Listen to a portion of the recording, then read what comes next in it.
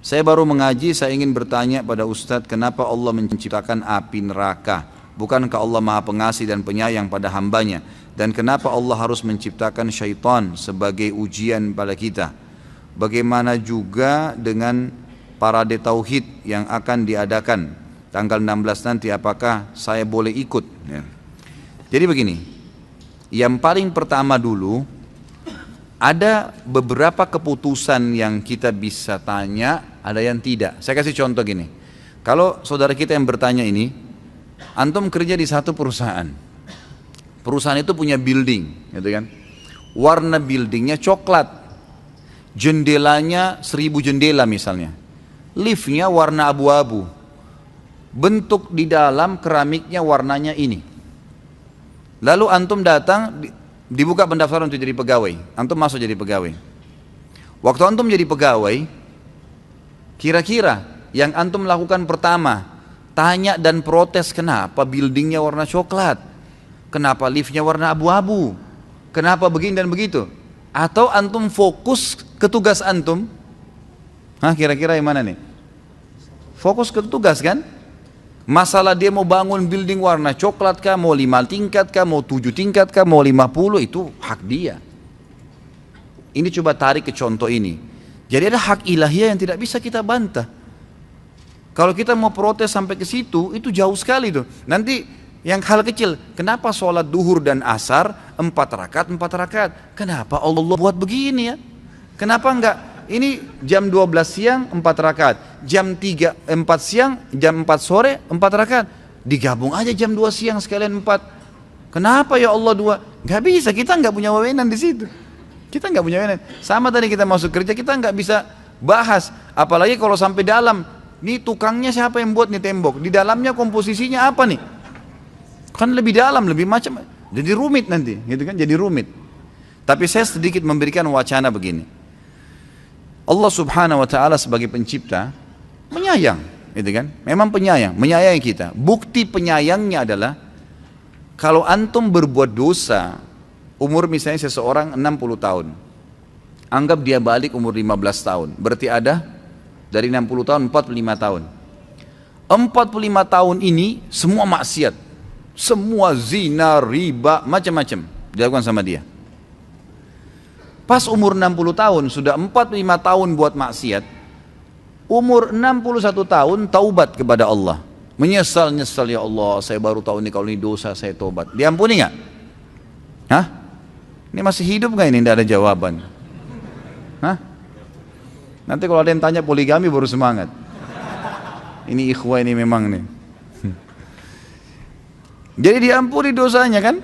Diampuni. Itu berarti maha rahmatnya Allah. Allah betul-betul menciptakan surga dan neraka, dan Allah mengatakan pada surga, hai surga kau, dalam hadis Bukhari, dalam hadis Qudsi ya, hai surga kau adalah rahmatku yang aku akan balas hamba-hambaku yang patuh dan bertakwa, dan wahai neraka kau adalah azabku yang aku gunakan untuk menghukum orang-orang yang membangkang, gitu kan?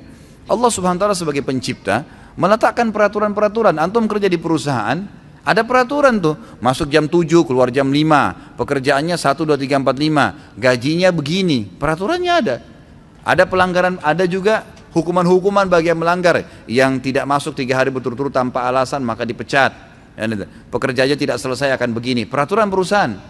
Ya kita masuk, perusahaan kita ikuti peraturannya. Gitu ya. Kita seperti itulah, kita ikuti peraturan Allah subhanahu wa ta'ala. Nah surga dan neraka sudah diciptakan sama Allah. Allah tuntun nih, kerjakan 1, 2, 3, 4, 5, ini surga. Surga itu begini, begini, begini, begini, luar biasa nikmatnya. Hati-hati jangan langgar ya. Kalau di kantor tadi, langgar kamu dipecat loh. Gak bisa lagi diterima. Sudah dicoret namanya. Udah gak mungkin, biar melamar berapa kali pun, bawa surat dari menteri pun tidak diterima. Baik, dikasih tahu, tetap dia langgar, dipecat dari perusahaan.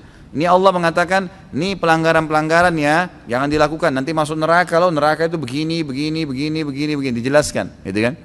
Nah sekarang tinggal kita, dengan akal sehat kita, mestinya kita pilih yang baik dong masuk surga, jangan pilih yang masuk neraka, mestinya kan begitu. Allah SWT menciptakan ini, meletakkan peraturan-peraturan dengan kemahakuasaannya. Dan kalau kita menghubungkan di sini, kasih sayangnya Allah SWT, Allah nggak mau kita masuk neraka. Allah nggak mau masuk neraka. Sampai kata Nabi SAW, wala yahliku illa halik. Nggak ada orang yang mencelakakan dirinya nanti masuk neraka kecuali memang orang yang bobrok sekali. Karena dia walaupun sebelum meninggal dunia beberapa saat kalau sempat taubat, dan memang kata ulama, semua orang yang berbuat dosa Allah tiap saat kirimkan sinyal penyesalan. Subhanallah, nggak ada orang buat dosa tuh nggak nyesel. Dimasukin walaupun dia penjahat, itu setiap habis membunuh atau dia habis berzina, habis mencuri, itu biar mulutnya senyum, tetap dalam hatinya itu ada kecamuk penyesalan. Itu sinyal dari Allah untuk supaya dia kembali ke jalan Allah SWT. Terus diingatkan.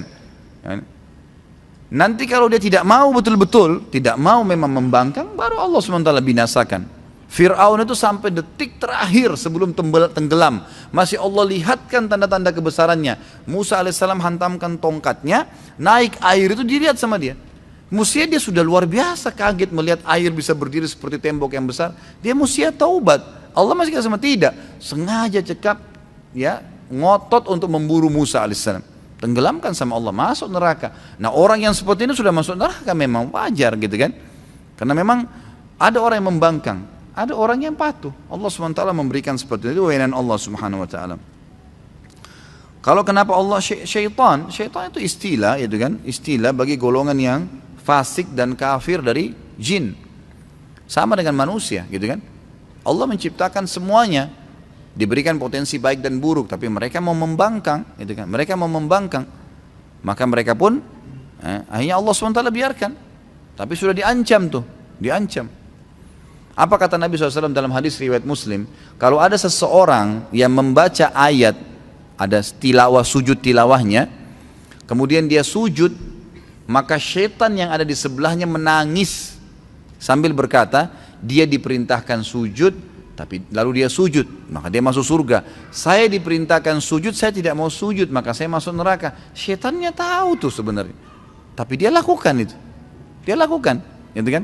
Sebagian ulama yang membahas masalah alam jin nih, alam jin, tentu ini tidak terlalu banyak dalilnya ya, tapi alam jin ini, di jin itu ada seperti manusia, ada yang beriman, ada yang fasik, ada yang kafir. Yang beriman ini namanya jin mukmin, tidak dikatakan syaitan, tapi yang fasik, muslim tapi masih berbuat dosa, serta yang kafir disatukan namanya syaitan. Nah golongan syaitan ini bisa bertaubat menjadi jin mukmin, bisa. Kecuali iblis yang enggak. Satu saja ini yang Allah kekalkan dalam Al-Quran yang tidak akan pernah bisa taubat udah. Karena Allah sudah tunjuk dia karena dia membangkang kekal.